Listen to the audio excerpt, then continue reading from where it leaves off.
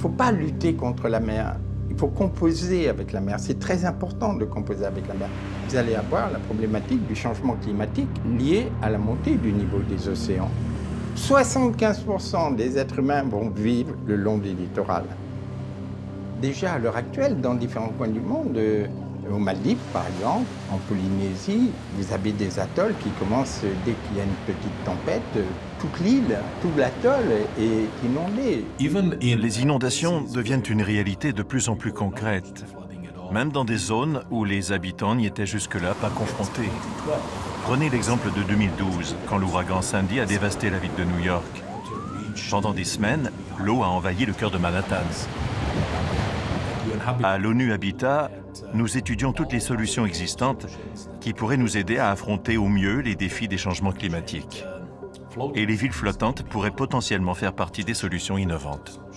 Aujourd'hui, notre monde est menacé par l'élévation du niveau de la mer et nous devons trouver de nouveaux espaces sûrs.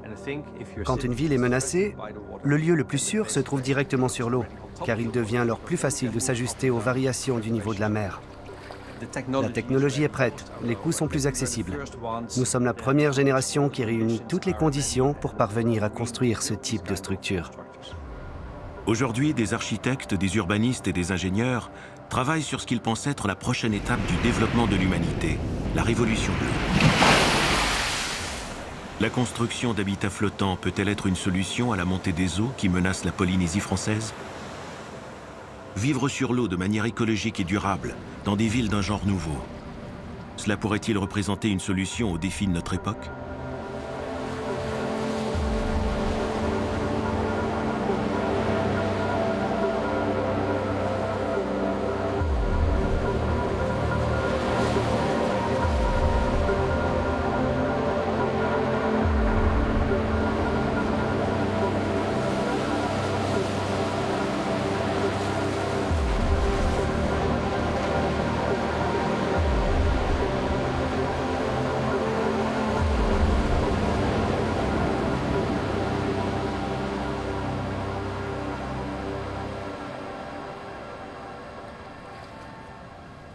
Ça fait 40 ans que je vis sur cette péniche. Ici, je suis très heureux de vivre sur l'eau. Parce qu'on n'a pas le même comportement, on n'a pas le même imaginaire quand vous vivez sur l'eau. Après Cousteau, après mon passage sur la Calypso, j'ai eu la chance de construire plusieurs maisons sous-marines. Une qui s'appelle Galatée, qui est au Japon, et puis après Hippocampe avec la Comex. Et j'ai vécu donc dans cette maison sous-marine. Et c'est des moments de bonheur. Il y a de plus en plus un attrait à venir sur l'eau. 2020 déjà. Celui-ci, oui. 2020. Le concept de ville flottante n'est pas vraiment nouveau. Enfin, de ville, de village, c'est pas nouveau. De ville, oui. La notion d'échelle. Il y a des peuples à travers le monde pour différentes raisons. Culturelles, mais aussi guerrières qui se sont réfugiées. Si vous prenez par exemple les Badjao, ils se sont réfugiés sur la mer. Sur le lac Titicaca, les Euros, ils se sont réfugiés dans les jonques. Donc ils prennent les matériaux locaux pour construire des radeaux. Et sur ces radeaux de jonques qui flottent, ils mettent leur habitat. Cet habitat est aussi en jonc. Ils ne veulent pas aller ailleurs. Ils ont trouvé un art de vivre, un mode de vie qui correspond à leur culture et ils sont complètement adaptés à ces milieux aquatiques. Mais la population est-elle prête à envisager de vivre sur la mer ? Selon Jacques Rougerie, nous serions aujourd'hui plus ouverts à cette idée qu'auparavant. Le rapport à la mer a complètement changé. On ne nageait pas, personne ne nageait il y a encore un siècle. Il y a cette passion, cette fascination d'aller vers l'océan. Et puis cette ligne d'horizon, qu'est-ce qui se passe là-bas? Donc il y avait toujours cette fascination, mais en même temps cette peur, ces monstres qui sortaient des océans, qui vous engloutissaient les vaisseaux. Un marin qui tombait à la mer, c'était un marin qui était mort. On n'essayait même pas de le secourir. Il y a Jules Verne qui nous a montré 20 milieux sous les mers et qui a dit, voilà, il y a peut-être des espèces, le futur de l'humanité, mais il pensait ça pour les 500 ans, 1000 ans à venir. Et puis, d'un seul coup, Cousteau est arrivé avec le scaphandre autonome, à peine 60 ans plus tard, à peine, et a fait tous ces films extraordinaires. Et il nous a fait découvrir qu'il y a des saisons sous la mer. Donc le regard a changé. Cette volonté de vivre au bord de l'eau de 75% en 2050, donc demain, qui vont vivre pas très loin des côtes, ils vont vouloir aller sous l'eau, aller sur l'eau, surfer au-dessus de l'eau, et ainsi de suite. Donc c'est une sorte de retour aux sources. Mais à partir de quand cet engouement pour la mer a-t-il conduit à des projets concrets de villes flottantes? Dans les années 60, un architecte visionnaire, Buckminster Fuller, conçoit Triton City, une ville flottante pour 1 million d'habitants. Bucky est considéré comme le Léonard de Vinci du XXe siècle. Dès les années 1940, il a été reconnu comme un véritable précurseur. Il était vu comme un homme de la Renaissance. Il a été connu mondialement pour le dôme géodésique, mais il a également conçu des voitures et des abris de toutes sortes. Bucky était en avance sur son temps. Il a anticipé la fragilité de la planète, mais également de nombreuses choses qui nous paraissent évidentes aujourd'hui. En quelque sorte, c'était un prophète. Il annonçait ce que le monde allait devenir. Il a compris que l'explosion démographique allait nous obliger à envisager des solutions alternatives. Il voyait dans la mer un énorme potentiel. Il considérait que les humains étaient trop dépendants de la terre ferme. Pour lui, cet espace était une opportunité de concevoir de nouvelles façons de construire. Il réfléchissait en termes de modularité. Le projet débutait par un quartier de 5000 habitants, puis à l'étape suivante, ce quartier devenait un village. Et lorsque plusieurs villages étaient connectés les uns aux autres, ça devenait une véritable ville. À l'origine de ce concept, il y avait l'idée qu'une ville devait être pensée comme une communauté totalement autonome. Elle devait être capable de traiter sa propre eau, ses propres déchets et de produire sa propre énergie. En d'autres termes, elle devait être autosuffisante. Pour Bucky, Triton City devait pour l'essentiel être alimentée par l'énergie nucléaire. La chaleur dégagée par cette énergie pouvait contribuer à la désalinisation de l'eau, mais également à tous les types d'énergie renouvelables. C'est incroyable de penser que le grand-père du mouvement écologiste s'intéressait dès cette époque à l'énergie nucléaire. Ce qu'il voulait, c'est que la ville soit alimentée par une combinaison d'énergie de remplacement. L'énergie éolienne, l'énergie solaire et même l'énergie marémotrice. Pour lui, il fallait davantage exploiter l'océan. Selon moi, c'est à cause des coûts exorbitants que Triton City n'a pas pu être construite. Ils ont mené une enquête de faisabilité, mais les matériaux n'étaient pas encore disponibles. À l'époque, ils n'avaient pas accès au type de matériaux dont nous disposons aujourd'hui. Il s'agissait d'une anticipation, d'une vision qui était totalement en avance sur son temps. Mais quand on observe les images des modules qui ont été dessinés à l'époque, c'est extrêmement convaincant. Aujourd'hui, ce rêve de ville flottante à grande échelle a refait surface. Comment fonctionnerait-elle? Comment y vivrait-on? Pourrait-elle représenter une solution aux défis climatiques?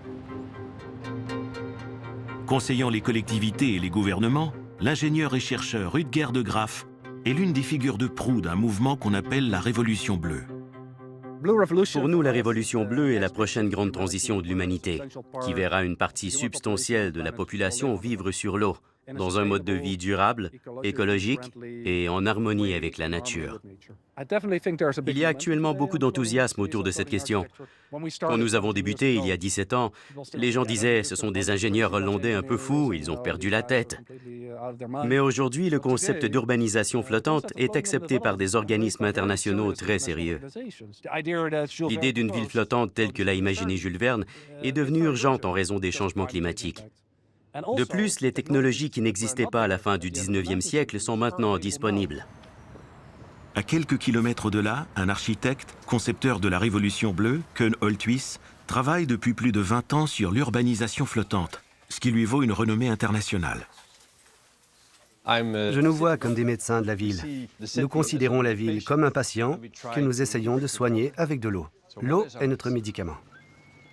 Au cours des 20 dernières années, nous avons réalisé 3 grands projets. Il y a eu la villa flottante qui se trouve à Miami avec ses pilotis rétractables. Ensuite, nous avons mené des projets dans des zones inondables à destination des populations précaires en Inde. Puis, nous avons bâti le théâtre de Lyon. Quand on observe nos villes, elles sont relativement statiques. Pour nous, la meilleure stratégie pour les rendre plus habitables, c'est d'utiliser l'espace aquatique qui se trouve au sein des villes. Cela apporte des avantages en termes d'espace, mais aussi de sécurité et de flexibilité. Quand on habite en ville, on a tendance à penser que notre environnement a toujours été tel qu'on le voit, mais ce n'est pas le cas. Une ville évolue, et à chaque fois, c'est l'ensemble d'innovations importantes et de grands sauts technologiques qui transforment la fonctionnalité de nos villes. La toute première a été l'électricité. Nous sommes passés de villes sombres à des villes éclairées dans lesquelles les activités pouvaient se poursuivre la nuit. Puis l'invention de la voiture a révolutionné la façon dont nous avons bâti nos villes. Nous n'avons plus uniquement construit dans le centre-ville, mais nous avons pu nous éloigner dans un périmètre de 20 ou 25 km. Et nous avons construit des immeubles de grande hauteur. Avant l'ascenseur, les gens ne voulaient pas monter 5 à 6 étages pour rentrer chez eux. Mais l'ascenseur a permis aux architectes de construire à la verticale et aux villes de s'agrandir dans les airs. Aujourd'hui, nous bâtissons des villes intelligentes dans lesquelles nous utilisons les données pour savoir où se trouvent les gens et quels impacts ils ont sur l'utilisation de l'énergie ou de l'eau. D'après moi, nous sommes aujourd'hui au début d'une toute nouvelle ère, l'ère des villes bleues qui seront bâties directement sur l'eau. Nous ne sommes plus obligés de construire les logements sur place. On peut les préfabriquer à un endroit, les remorquer et les installer n'importe où dans la ville. Nous pouvons éviter les chantiers urbains et donc limiter les perturbations au sein de la ville.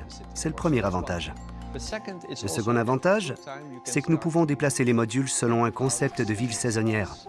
Nous pensons que les quartiers flottants doivent s'ouvrir pendant l'été pour bénéficier de plus d'espace sur l'eau et favoriser l'accès aux bateaux. Pendant l'hiver, les structures peuvent se rapprocher pour créer un quartier plus compact, avec moins de distance à parcourir et davantage de chaleur. Nous pouvons adapter ce concept pour des maisons flottantes, des parcs flottants, des routes flottantes ou n'importe quelle infrastructure flottante. Actuellement, ces projets sont relativement coûteux et certains craignent qu'ils soient réservés aux plus riches. Je prends toujours l'exemple du téléphone portable. Au début des années 90, les premiers téléphones étaient énormes et à l'époque, seuls les riches pouvaient se les offrir. Mais les revenus générés par les premiers utilisateurs ont été investis dans cette technologie pour la rendre plus accessible. Et aujourd'hui, presque tout le monde possède un téléphone portable. Existe-t-il aujourd'hui des habitats flottants abordables? Un autre architecte, Bjarke Ingels, est arrivé sur le marché de l'urbanisation flottante. Parmi ses réalisations, des appartements étudiants sur l'eau au cœur de Copenhague. Le prix est équivalent à celui d'un appartement de 3 ou 4 pièces à Copenhague. Mais la différence, c'est que le nôtre fait la taille d'un studio. Ici, l'espace est aménagé de manière à faciliter les interactions. C'est ce qui était mis en avant dès le départ, un lieu pour faire des rencontres. Pour tout dire, je ne m'attendais pas à ce que ce soit aussi chaleureux. C'est ici que nous avons rencontré nos meilleurs amis. Nous avons aussi la chance d'avoir des voisins d'un autre genre. Parfois, nous recevons la visite de cygnes et de canards. Et même un phoque. Oui, un phoque est venu nous voir pour nous demander de la nourriture. Grâce à cette proximité avec la mer, on peut facilement aller faire du kayak ou aller nager tous les matins. C'est très agréable. Quand on dit aux gens où on habite, ils sont enchantés de venir nous rendre visite. C'est un plus. Nous avons un petit frigo, des portes de placard. Jonas, peux-tu ranger ton affreux ordinateur? C'est assez petit, alors on n'utilise pas beaucoup d'énergie pour se chauffer. On partage beaucoup de choses avec les voisins. C'est sûrement sur notre canapé que nous passons le plus de temps. C'est aussi l'endroit où il y a le plus de photos de nous. Je suis presque sûre que nous figurons déjà sur quelques cartes postales de Copenhague, parce que lorsque les gens arrivent avec leur bateau, ils prennent des photos de nos jolies maisons. Parfois, on a l'impression d'être dans un zoo. C'est l'un des inconvénients de vivre dans un endroit aussi original. Vous pouvez voir que la lampe bouge. Il y a eu plusieurs tempêtes l'automne dernier. Ça secoue. Nous recevons des messages des gérants pour nous informer que la nuit risque d'être agitée. C'est assez excitant de pouvoir sentir les mouvements de la nature. On est heureux de se savoir au chaud à l'intérieur. On sent davantage le vent et les vagues quand on est sur le toit. Ici, c'est toujours relativement calme. On vient là quand on a un peu le mal de mer. Actuellement, Urban Rigger est un petit quartier composé de 72 logements. Il est situé sur une jetée qui se trouve juste en face du port de Copenhague. Le futur quartier qui doit être construit attend son plan d'aménagement depuis des décennies. L'idée derrière ce projet, c'est de recycler l'infrastructure de circulation des marchandises, c'est-à-dire des conteneurs. En effet, une fois qu'un conteneur a fait plusieurs fois le tour de la planète, on peut alors l'acheter pour un montant extrêmement faible. Ils sont spécialement conçus pour pouvoir être empilés sur 8 niveaux. Ils sont très résistants et il est donc possible de les empiler sur un ponton flottant. Nous utilisons une technologie d'isolation compacte mise au point par la NASA. C'est une combinaison de laine de roche et de vide qui permet d'avoir une isolation intérieure très efficace. On peut donc les rendre habitables, même s'il s'agit de petites superficies. Ensuite, on perce des ouvertures pour créer des espaces de vie. De manière générale, quand on se penche sur le processus de développement d'un quartier, il existe toujours une phase intermédiaire pendant laquelle il faut réaliser des études d'impact sur l'environnement et sur le plan politique. Aucune décision n'est prise avant d'avoir tous les éléments. Il y a donc fréquemment des périodes où pendant 10, 20 ou 30 ans, rien de permanent ne peut vraiment être construit parce que les autorités n'ont pas toutes les réponses. Il serait donc possible de créer une flotte de maisons mobiles qu'on serait en mesure de déplacer pour permettre de rendre habitable une zone vide ou sous-utilisée pendant 1 ou 2 décennies. Une fois que le plan directeur est enfin approuvé pour une construction permanente, cette flotte peut alors se déplacer vers un autre lieu. Vous disposez donc en continu de quartiers nomades qui seraient capables d'aller occuper la prochaine poche urbaine sous-utilisée. Cela permettrait d'animer ces zones et de les ramener à la vie. Pour l'instant, ce genre de projet immobilier flottant est de petite envergure. Aux Pays-Bas, il existe aussi de petits quartiers de 50 ou 100 maisons. Mais pour l'avenir, nous avons pour projet de bâtir des villes entières. La première ville qui a été approuvée et dont nous avons commencé la construction se trouve aux Maldives. Les Maldives sont constituées d'un ensemble d'îles situées au milieu de l'océan Indien, à seulement 1,5 mètre au-dessus du niveau de la mer. Ce sont donc les premiers endroits qui sont menacés par la montée des eaux. Nous constatons que dans la capitale, Malé, où vivent 250 000 personnes sur une île qui ne fait qu'1 kilomètre sur 2, il n'y a plus du tout d'espace. Désormais, la ville ne peut plus s'étendre. Dans ce contexte, les villes flottantes sont une réponse particulièrement adaptée, parce qu'elles offrent la possibilité de construire sur l'eau, dans un espace relativement à l'abri des phénomènes météorologiques extrêmes.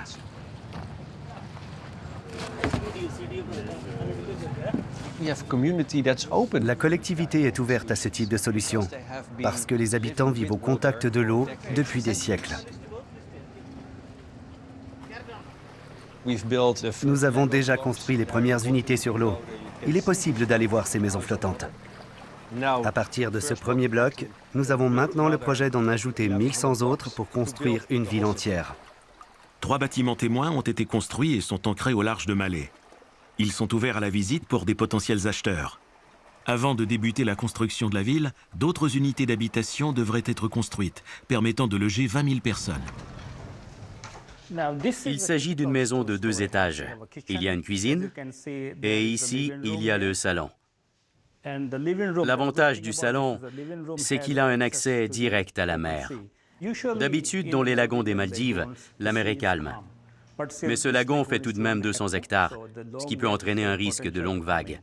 Nous définissons l'emplacement et la taille spécifique de chacune de ces îles grâce à des calculs très précis. L'objectif est justement de limiter l'impact de ces longues vagues. Les plateformes sont reliées les unes aux autres et elles flottent. Cela signifie qu'elles montent et descendent avec les mouvements de la marée. De plus, chacune de ces îles artificielles est ancrée sur le fond marin. Quand on commence à construire ou simplement à concevoir un plan directeur pour une ville flottante, il faut identifier avec précision ce qui se trouve au fond de l'eau.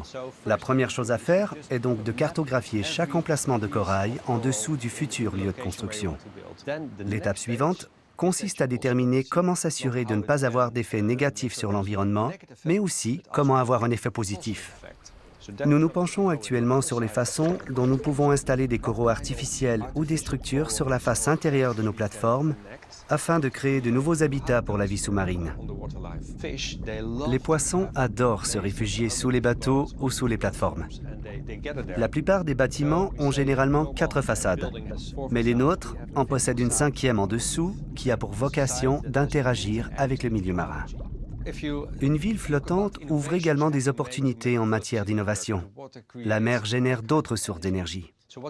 Pour notre ville flottante des Maldives, nous utilisons l'eau de l'atoll à 700 mètres de profondeur. Nous pompons cette eau très froide, entre 5 et 7 degrés, et nous l'utilisons pour refroidir la ville ainsi que pour les systèmes de climatisation. Nous souhaitons également aménager des espaces adaptés aux enfants. Nous allons bâtir 17 km de chemins sablonneux entre les maisons. On nous demande souvent si les villes flottantes sont la solution pour affronter les changements climatiques. Je ne pense pas que ce soit l'unique réponse, mais c'est un ingrédient pour résoudre les défis que posent les changements climatiques. Mais si cette ville est conçue pour faire face à la montée des eaux, qu'arriverait-il dans des conditions plus extrêmes? Savoir si la ville flottante sera sûre est une question fondamentale. La toute première question que j'ai posée, c'est que se passera-t-il en cas de tsunami? J'ai été témoin du tsunami à Malé. J'ai vu les dévastations qu'il a causées. Même une toute petite marée haute a le potentiel d'inonder les maisons qui se trouvent sur les îles. Alors, un tsunami a la puissance de tout emporter. Il peut détruire tout ce que nous avons construit, que ce soit nos familles ou nos entreprises. Tout peut disparaître en quelques minutes, en quelques secondes. Comme nous étions sur le bateau, on ne s'est pas rendu compte de ce qui se passait. On a juste remarqué que la mer autour de Malé semblait étrangement haute. Et puis, soudain, on a eu l'impression qu'il y avait une chute d'eau tout autour de Malé. C'était impressionnant. Quand la marée est redescendue, j'ai compris que quelque chose s'était passé. Et puis, quand la marée suivante est montée, j'ai vu que les bateaux qui étaient dans le port ont commencé à submerger les routes. Tous les soirs, quand je m'endors, je pense à ce que je ferais si un tsunami arrivait, à comment je mettrais mes enfants à l'abri.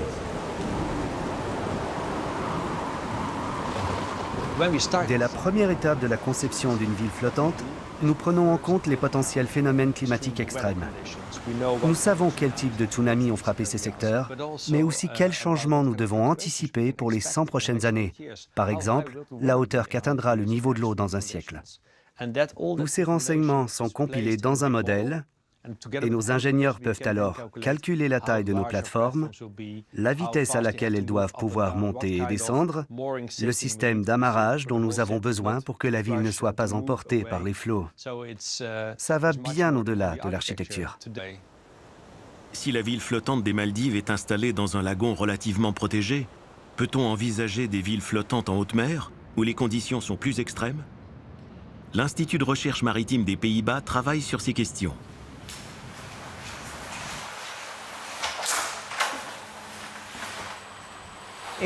Ici, nous sommes capables de reproduire à une petite échelle des conditions réelles. Nous pouvons donc créer du vent, des vagues, des courants. Nous avons conçu une maquette de ville flottante. Nous pouvons évaluer le comportement de cette structure et déterminer quels sont les mouvements et les tensions dus aux vagues qui se forment dans l'océan.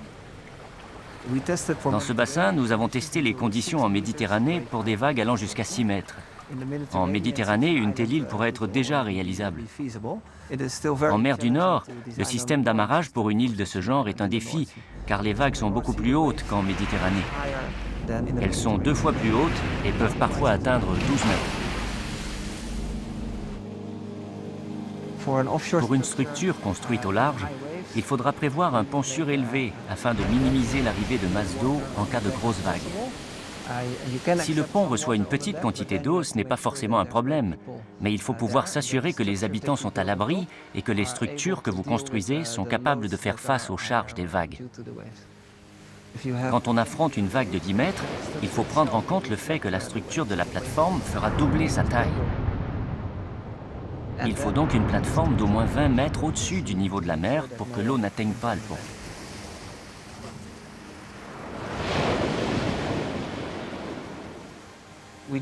En 2017, nous avons fait un premier essai pour une grande île flottante composée de triangles interconnectés. Grâce à cet assemblage de triangles, la surface est plus à même de résister à la puissance de vagues arrivant de différentes directions.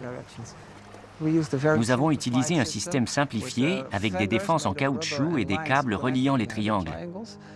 C'est un prototype, mais en réalité, une île pourrait être reliée par des connexions en acier ou en matériaux composites qui devront être conçues pour des charges spécifiques.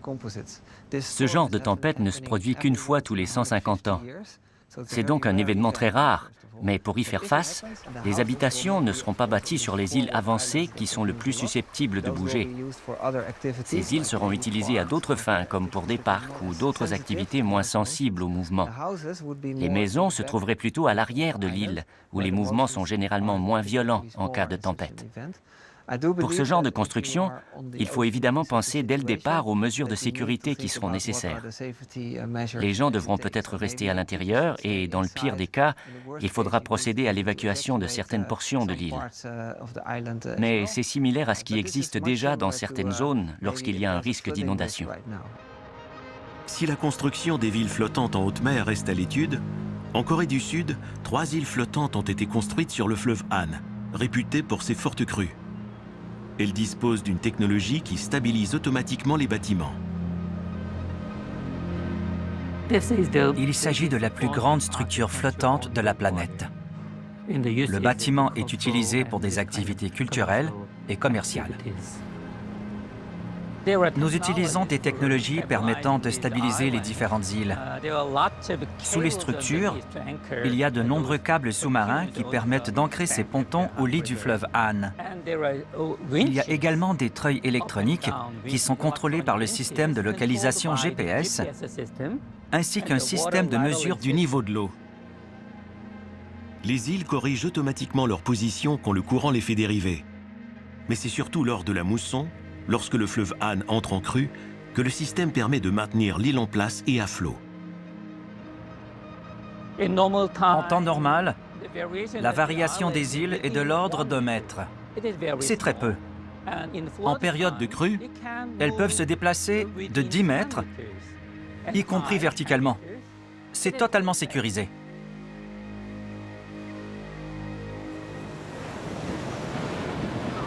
Mais s'il est possible techniquement de construire des villes flottantes sûres et stables, l'extension urbaine sur les mers ne risque-t-elle pas de créer de nouvelles sources de pollution?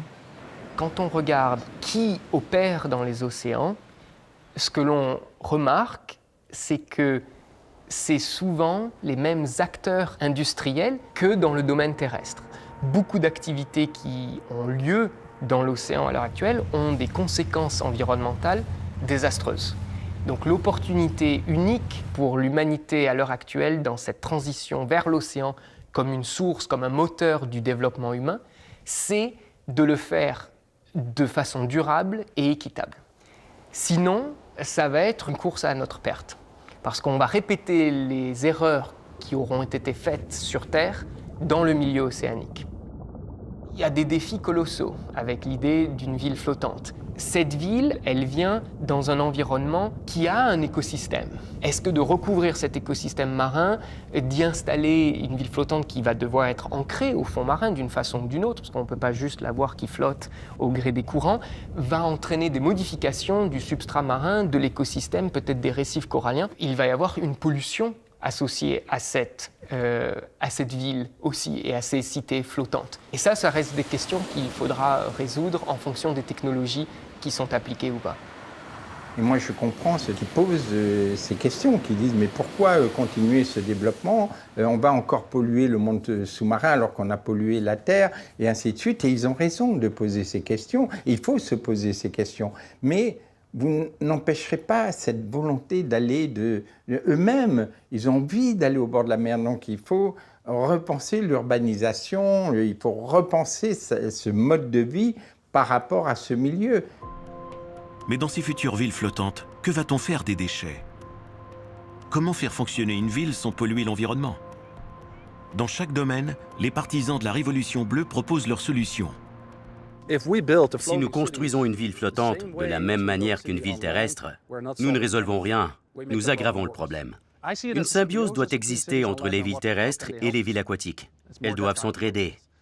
Nous ne vivrons jamais tous sur l'océan. Les villes émettent du CO2 et des eaux usées, dans lesquelles on trouve des nutriments. Nous considérons que ce sont des déchets, mais pour une ville flottante, ces déchets pourraient devenir des ressources. Pour Rutger de Graaf, on pourrait construire autour de ces villes flottantes des fermes dans lesquelles seraient cultivées des algues. Elles seraient nourries par des nutriments, azote, phosphore, carbone organique, extraits des eaux usées dans les stations d'épuration et absorberaient le dioxyde de carbone grâce à la photosynthèse. Ces algues seraient ensuite transformées dans une usine, en nourriture ou en biocarburant. L'un des avantages des algues, c'est qu'elles n'ont pas besoin d'eau douce. Les ressources en eau douce sont de plus en plus rares. Les algues permettent de produire des biocarburants, mais aussi des protéines pour l'alimentation du bétail, par exemple. Ce sont des alliés de poids pour la transition énergétique et alimentaire qui nous attend. Voici quelques-uns des avantages que peuvent présenter les villes flottantes pour affronter les nombreux défis auxquels nous faisons face au XXIe siècle. À Rotterdam, une piscine tropicale a été transformée en hub de start-up dédié à l'économie circulaire, appelée Blue City. La chercheuse Marjane Coopers y conçoit une autre utilisation des algues. Nous avons mis au point un nouveau matériau pour le secteur du bâtiment. Nous l'appelons Seawood, le bois de mer. Ce sont des panneaux de simili-bois, fabriqués à partir d'algues marines, mais aussi de déchets agricoles. Nous ajoutons un pigment, puis nous versons le tout dans un moule spécialement conçu à cet effet. Ensuite, on presse.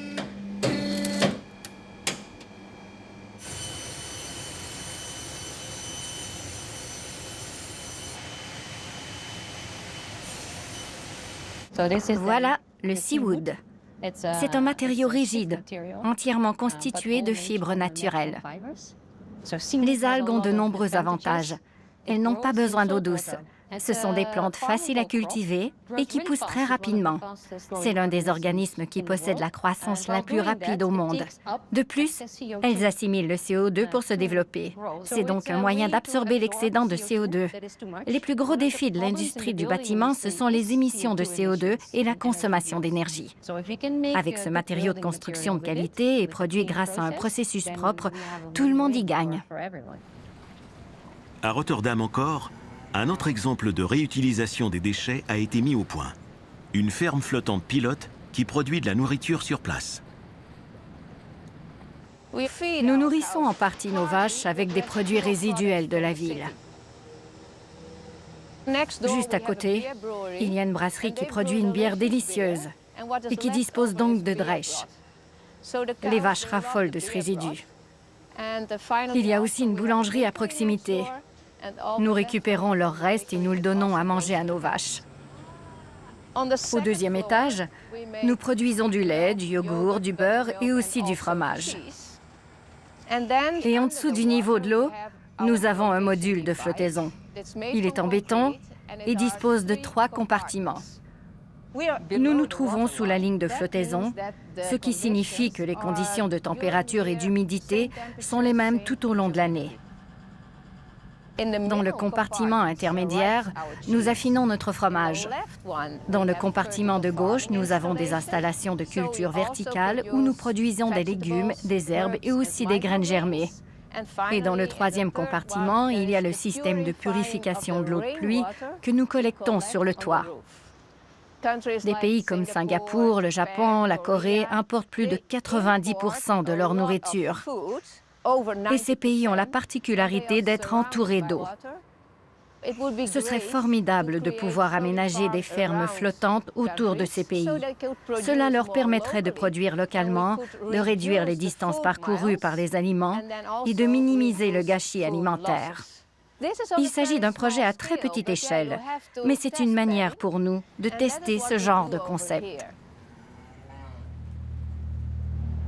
Si la ferme de Rotterdam permet de produire de la nourriture sur l'eau au cœur des villes, en Italie, une entreprise cherche à faire de l'agriculture directement dans la mer. Nemo's Garden est la première expérience de serre sous-marine de l'histoire de l'humanité. Ce que nous faisons, c'est cultiver des plantes sous l'eau. Nous y parvenons grâce à un dôme en plastique. Cette demi-sphère est remplie d'air et elle est retenue sous la surface de l'eau. En résumé, nous avons la surface et en dessous, nous avons de l'eau qui est de l'eau salée parce que nous sommes dans la mer. Puis, nous avons notre dôme, notre biosphère, ancrée au fond et remplie d'air. L'humidité générée naturellement par l'évaporation de l'eau de mer s'accumule contre les parois de notre dôme. C'est comme ça que se forme la pluie. Nous n'avons pas besoin de faire bouillir l'eau de mer. Nous utilisons simplement l'évaporation. C'est de la simple physique. Cela se produit en continu, lentement, mais sûrement. Et lorsque le taux d'humidité est suffisant, il se met à pleuvoir parce que l'eau se condense dans les nuages et crée les précipitations. Dans la biosphère, c'est le même principe. C'est de l'eau douce. Elle est potable? Oui. C'est de l'eau distillée sous forme de pluie. Oui.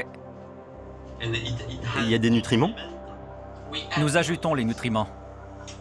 Ainsi, le soleil nous fournit de la lumière et nous avons de l'eau douce gratuite à disposition.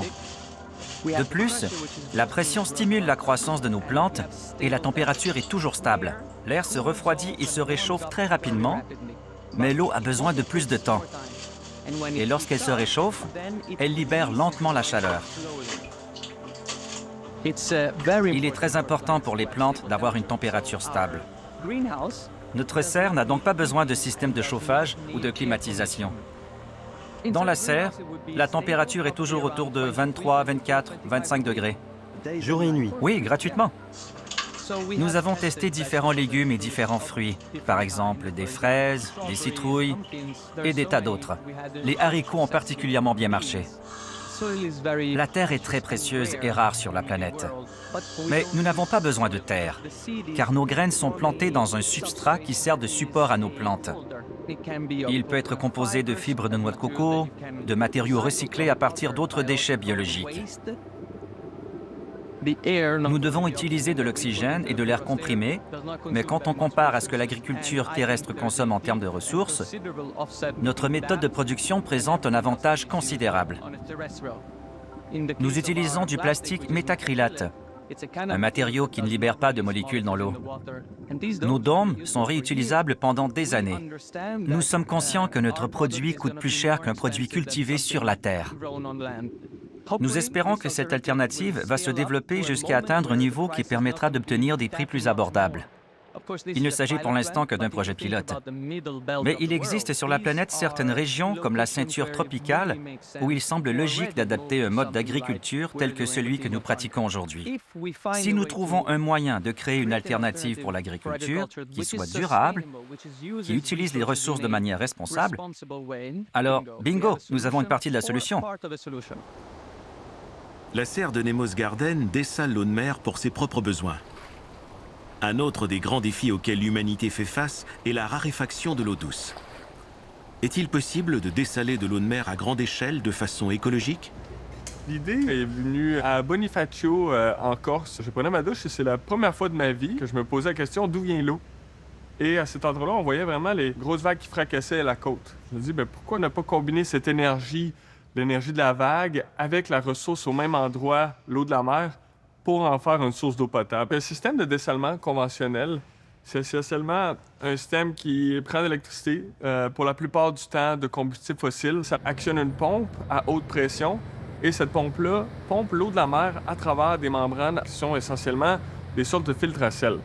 Puis il sépare l'eau de la mer en eau potable. Le reste est rejeté à la mer en tant que saumure. La saumure conventionnelle est entre 100 à 150% plus salée que l'eau de la mer. Une des grosses questions, s'assurer que ça n'affecte pas la vie de la mer. La différence avec nous, c'est qu'au lieu d'utiliser les combustibles fossiles, c'est un flotteur à la surface qui est ancré au fond marin. Le système fonctionne réellement qu'avec le mouvement de la vague. Donc, c'est que le déplacement de la bouée en mer et la tension qui est générée justement avec le lien entre l'ancrage sous-marin qui génère cette force-là pour faire tout le pompage et tout le fonctionnement. Donc, c'est purement mécanique. un peu comme une pompe à vélo. La saumure qu'on rejette est à basse concentration et les diffuse loin de la côte, là où il y a beaucoup d'agitation de la mer. C'est si bien mélangé que ça permet justement de faire ça de façon très responsable. Le système ne nécessite pas d'ajouter des minéraux. L'eau est directement potable et chaque unité peut produire 50 000 litres par jour. La première unité produite a été installée dans une ville côtière au Chili, mais les recherches se poursuivent, car le coût de l'eau fournie par ces unités est légèrement supérieur à la méthode traditionnelle et reste un obstacle. Bien que toutes ces innovations cherchent encore leur marché, une société baptisée Oceanix prépare la mise en œuvre d'une ville flottante intégrant plusieurs de ses concepts à Busan, en Corée du Sud, avec le soutien de l'ONU. L'une des raisons pour lesquelles nous avons accepté de nous associer au projet d'Oceanix, à la demande de la ville de Busan, c'est parce que nous avons constaté qu'il y avait beaucoup d'infrastructures en matière de génie maritime dans cette ville. Également, de fortes capacités économiques. Nous avons senti énormément d'enthousiasme et de motivation de leur part. D'une certaine manière, le projet Oceanix est un précurseur. C'est extrêmement innovant. En effet, nous allons être en mesure d'accumuler beaucoup d'expériences et de leçons qui seront très précieuses et qui seront utiles à beaucoup d'autres initiatives. Mais si l'ONU et la mairie de Busan soutiennent le projet, la population est-elle prête à accueillir cette ville dans la ville ? 땅 위에 있는 게 아니라 어쨌든 나가면 물이 있어가지고 좀 수영을 잘하는 것도 아니고 그래서 좀 무서울 것 같아요. 달도 개척하고 우주도 개척하는 그게 이제 인류의 역사인데 그래서 바다에서도 충분히 그런 도전을 전 해볼 수 있다고 생각해요. 그냥 우리가 물 위의 도시 이렇게 신기하고 흥미는 잠시는 있지만 그냥 무서움과 자연 바다에 그렇게 우리 지금 이 해운대 바다에서는 그렇게 풍경하고 어울리지 않다고 생각해요.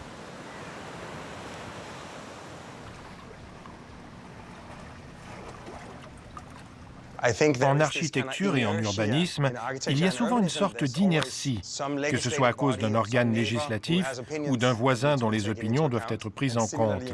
C'est ce qui se passe à Busan. L'important, c'est d'inviter les gens à visiter les villes flottantes, qu'ils puissent voir de quelle manière elles complètent la ville existante et améliorent le front de mer. Souvent, c'est comme ouvrir une porte dans l'esprit des gens. Lorsque vous construisez une ville sur la terre ferme, vous êtes contraint par le cours d'une rivière, par les berges ou le front de mer sur lequel vous construisez. Tous ces éléments du paysage ont une incidence sur la direction de vos rues. Mais lorsque vous construisez sur l'eau, vous vous retrouvez sans direction. Voilà comment nous avons eu l'idée de l'hexagone, un ensemble multidirectionnel. La structure serait aussi légère que possible, composée de bambou et de bois, mais relativement basse, car nous devons éviter que le centre de gravité soit trop élevé pour qu'il n'y ait pas de risque que le quartier chavire dans l'eau ou se retourne. Ces espaces peuvent alors contenir des systèmes de gestion de l'eau, de stockage d'énergie, de filtration de l'eau et même des installations agricoles. Ça peut sembler être de la science-fiction, mais il faut se souvenir que l'une des plus belles villes du monde, Venise, a été entièrement bâtie sur l'eau grâce à des pilotis. À l'origine, c'était à des fins défensives, mais avec le temps, la présence de tous ces canaux est devenue un avantage. On peut donc dire que la ville la plus fascinante du monde actuel est construite sur l'eau. En ce sens, le projet d'Oceanix, c'est-à-dire l'idée de construire des villes flottantes, pourrait devenir l'équivalent au XXIe siècle de cette merveille d'ingénierie et de créativité humaine qu'est Venise aujourd'hui. L'idée est donc de commencer par un prototype flottant dans la ville de Busan, dans un port naturel protégé. Pour l'instant, l'objectif d'Oceanix est de développer une boîte à outils urbaine qui pourra par la suite être mise en place à plus grande échelle. Ainsi, quand des villes comme Miami Beach ou des pays comme les Maldives ou la Polynésie française deviendront dépendants de ce type de construction flottante, la technologie sera prête et financièrement plus abordable en raison de l'échelle. S'il est possible de livrer des villes en kit, indépendantes sur le plan énergétique, cela pourrait-il ouvrir la voie à des villes privées dans les eaux internationales ? Un courant philosophique et politique américain veut s'affranchir des lois existantes et créer leur propre nation. Le seasteading, qu'on peut traduire par pied à mer, est un nouveau projet utopique et libertarien. Ils réinventent l'idée de la vie complètement libre et veulent l'appliquer au large des côtes. Le but ultime est la liberté totale. Cela semble très attrayant, mais évidemment, c'est uniquement accessible aux personnes très riches. C'est un projet partagé par des gens ayant une idéologie capitaliste libertaire très développée. Ce n'est pas pour tout le monde. Cela ne s'adresse pas à l'ensemble de la population. C'est une vision qui s'adresse à quelques privilégiés. Les États-nations ont la souveraineté sur les eaux qui se trouvent à 370 km de leur côte. Mais au-delà, c'est la haute mer. Dans cette zone, aucun État ne peut vous atteindre. Si vous parvenez à créer un pays en haute mer, vous pouvez alors vous affranchir des forces de police ou des forces armées. Vous avez alors une autonomie totale. Et c'est exactement ce que recherchent les seasteaders. Ils veulent être libres de fonder leur propre société, fonctionnant selon leurs propres règles. Les tempêtes sont particulièrement violentes en haute mer. Les vagues peuvent atteindre une hauteur gigantesque. Une structure ne tiendrait pas longtemps avant d'être détruite. Il faut donc songer à des stratégies pour amener votre petite république libre dans des eaux plus calmes. Voilà pourquoi les seasteaders ont essayé de développer des relations avec certains États, car ils ont absolument besoin de cette proximité avec un pays pour profiter de ces eaux calmes et peu profondes. Ainsi, leur structure pourrait durer au-delà de quelques mois. Des eaux calmes. C'est ce que les investisseurs de la Silicon Valley sont venus chercher dans les lagons de la Polynésie française. En 2017, un projet pilote d'habitat flottant et durable a été développé par le Seasteading Institute, un groupe américain de la Silicon Valley, en accord avec le gouvernement polynésien français. Nous étions impliqués dans un projet d'île flottante en Polynésie française. C'est un projet très intéressant, basé sur un impact environnemental nul et des systèmes complètement autosuffisants. C'était fascinant, mais malheureusement, nous avons dû abandonner ce projet, car il n'était pas suffisamment appuyé par les communautés locales. Pour les partisans du projet, ces îles flottantes étaient une solution pour lutter contre la montée des eaux et l'espoir d'un essor économique. Pour ses opposants, il s'agissait d'hommes d'affaires américains venus les spolier. Tu vois, avec cette paisibilité, aujourd'hui, on le gâche avec ces îles flottantes. On n'a plus rien. Tout est envahi, tout est pollué après. Voilà, il y a du poisson, les gens ils viennent pêcher. Tous les matins, ils viennent pêcher là. Ils ont leur petite habitude, ils viennent pêcher par ici. Alors tout ça, on va enlever aux pêcheurs? Ben, je pense pas. Hein. Tout ce qu'on a entendu dans les échos, c'est qu'il y aurait un périmètre, on n'a plus de droit de naviguer, personne d'ici ne sera engagé, ils ne subissent même pas la loi du travail de chez nous. Mais qui va venir travailler alors là? Et qui va venir profiter de notre lagon? Nous? On n'y avait pas le droit d'y aller. Et même le droit de passer à côté des îles flottantes avec nos kayaks ou nos pirogues. On est des Tahitiens, on est à Tahiti ici. On vit de la pêche, on a notre pirogue, chacun va à la pêche. De temps à autre, on va pêcher la nuit. Tu vas aller pêcher quoi? Il y a l'île flottante qui gêne tout. Ils ont essayé par tous les moyens de nous effacer de notre pays pour qu'ils puissent s'installer comme ils veulent. Mais il n'y a pas moyen, on est toujours vivants. Même nos enfants sont toujours là. C'était pas clair leur histoire. Alors quand c'est pas clair pour le Polynésien, il n'en veut pas. Ces investisseurs américains, ils sont tellement milliardaires, richissimes, tout s'achète pour eux. Un gouvernement s'achète, un maire s'achète, un homme politique s'achète. C'était là, une ici et une autre là. Voilà, il y avait 3 zones. Ayant appris ça par la presse, voyant que l'ancien vice-président, M. Bissou, avait déjà signé un projet d'intention, une lettre d'intention, voyant notre maire sur des photos qui a fait visiter tout notre lagon de long en large avec les Américains, les milliardaires. Là. Et là, nous comprenons que notre gouvernement a déjà établi des relations de partenariat avec des investisseurs américains de la Silicon Valley qui font partie d'une espèce de secte qui s'appelle les libertariens. Nous n'avons jamais été consultés. Moi-même, j'étais encore élue à l'Assemblée de la Polynésie Jamais le gouvernement n'avait communiqué là-dessus. Pour nous, ce n'était pas un rêve, c'était un véritable cauchemar. Parce que d'imaginer se réveiller le matin et voir une île flottante dans ton lagon, oh, je ne sais pas moi, c'est... Nous, on les comprend. Ils veulent des beaux endroits, mais il faut aussi qu'eux, ils nous comprennent. C'est que là, c'est chez nous. Voilà, tu vis. Moi, je ne viens pas dans ta chambre m'installer. Pousse-toi un peu, j'ai besoin de la moitié de ta chambre, je vais m'installer. Non, pas comme ça. Et on a ressenti ça comme une démarche très colonialiste, quoi. Un quartier résidentiel protégé autosuffisant au milieu de l'océan, c'est en contradiction avec ma philosophie. Mon idéal, c'est davantage une relation symbiotique entre la ville sur l'eau et la ville sur la terre. Nous avons parlé de la ville des Maldives, de la ville située à Busan, ou même des projets en Polynésie française. Nous leur donnons à tous le même nom. Nous les appelons villes flottantes. Mais chaque ville est différente. Elles doivent être construites et conçues pour des communautés différentes, avec des densités différentes, des coûts différents, mais également dans des cadres légaux différents. Dans l'histoire de l'humanité, il y a toujours eu des individus faisant preuve de plus d'audace et d'innovation. Ce qui peut nous sembler une utopie aujourd'hui deviendra probablement une réalité dans les prochaines années. Construire sur la terre ferme est moins coûteux que de créer une ville flottante. Il est donc probable que les villes flottantes ne voient le jour qu'en cas de nécessité absolue, à moins que quelqu'un décide qu'à titre expérimental, cela vaut la peine d'investir ces montants exorbitants pour démontrer qu'il existe un potentiel. Je ne crois pas qu'à l'avenir, il existera des villes où nous vivrons en pleine mer sans rien d'autre autour de nous. Je pense que ces villes flottantes seront toujours connectées aux villes terrestres. Selon moi, ces villes flottantes seront généralement des extensions des villes à forte densité de la planète, comme Shanghai, Tokyo, New York, Miami, dans des zones où la montée des eaux est une menace et où il y a un fort besoin d'espace. C'est là qu'il deviendra logique de développer ce genre de ville flottante.